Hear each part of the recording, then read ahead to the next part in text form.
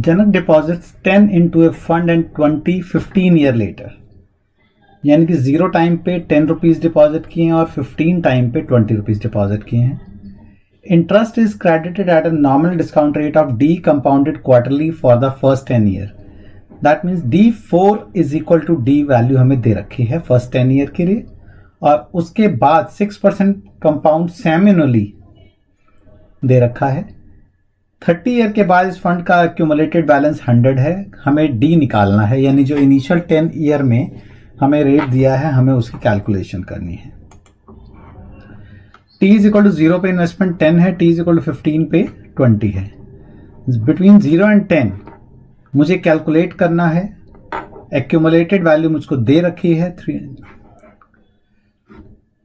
तो जैसे मुझे कैलकुलेट करना है यूजिंग गोल सीक, तो मुझे कुछ ना कुछ स्टार्टिंग पॉइंट लेना पड़ेगा. से मैंने 1% ले लिया. 1% नॉमिनल, यानी ये मैंने D4 की वैल्यू ली है. 1% के कॉरेस्पॉन्डिंग अगर मैं effective rate of interest calculate करता हूं तो इफेक्टिव रेट ऑफ इंटरेस्ट आएगा, नॉमिनल से इफेक्टिव निकालने का तरीका है, is equal to D4 divided by D. D4 divide by 4. इसको परसेंटेज में लिख लेते हैं.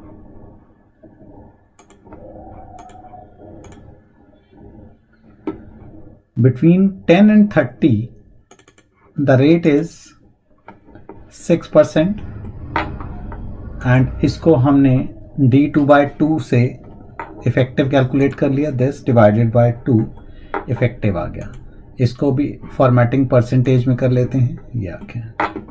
Accumulated value is given as 100 after 30 years. अगर हम एक्यूमुलेटेड वैल्यू कैलकुलेट करते तो एक्यूमुलेटेड वैल्यू क्या होती? ये होती कि जो पहले 10 रुपीज हमने इन्वेस्ट किए हैं टाइम 0 पे, इसके ऊपर पहले 10 ईयर तक तो D4 is equal to D के हिसाब से एक्यूमुलेट हुआ है, और फिर 10 से लेकर 30 तक 3% हाफ ईयरली के हिसाब से एक्यूमुलेट हुआ है 20 ईयर तक, ये 10 ईयर तक. और जो नेक्स्ट 20 रुपीज 15 पे इन्वेस्ट हुए हैं, इनके ऊपर तो डायरेक्टली 3% हाफ ईयर के हिसाब से 15 ईयर तक का एक्यूमुलेशन हुआ है. तो इस चीज को अगर हम फॉर्मूला की फॉर्म में लिखें तो इज इक्वल टू होगा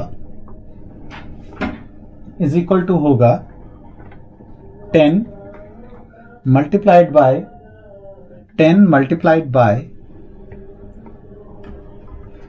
1 माइनस D4 by 4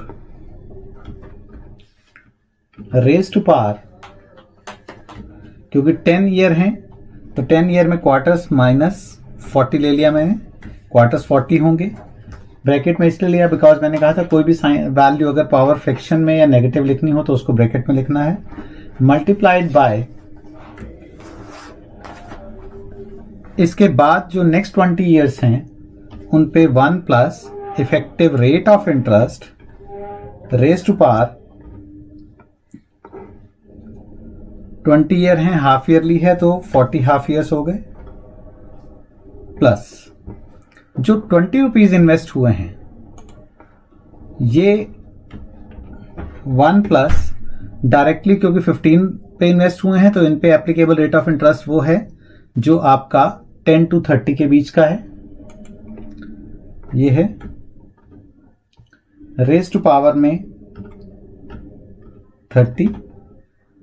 जैसे क्वेश्चन में हमने देखा कि हमें जो दिया हुआ है नेक्स्ट के लिए वो नॉमिनल इंटरेस्ट रेट दिया हुआ है. नॉमिनल इंटरेस्ट रेट दिया है, so we should write not write D2, we should write it as I2. तो हमने देखा कि ये एक्यूमुलेटेड वैल्यू 84.601 आ गई, जबकि हमारी accumulated value at the end of 30 year दी कितनी हुई है? 100 दे रखी है. सो यूजिंग गोल सीक हमें इस वैल्यू को बनाना है 100. So data what if analysis goal seek set this value equal to what is the accumulated value 100. Set this value is equal to 100 by changing the cell which we took the assumption of 1%. इसकी actual value नहीं है 1%, हमें नहीं मालूम कितनी आएगी. इस value को चेंज करते करते हमने देखा कि दिस इज 4.532% नॉमिनल D4 की वैल्यू आई है. सो इफेक्टिव उसके कॉरेस्पॉन्डिंग निकल आया. इसको हम चाहें एक्चुअल में देखें तो डिक्रीज इंक्रीज डेसिमल करके देख सकते हैं. 1.133 है, ये 4.532 करेक्ट है. ये 6 और 3 तो वैसे ही क्वेश्चन में गिवन था हमें. सो ये हमारा आ गया D का वैल्यू. सो आंसर इसका D इज इक्वल टू 4.532%.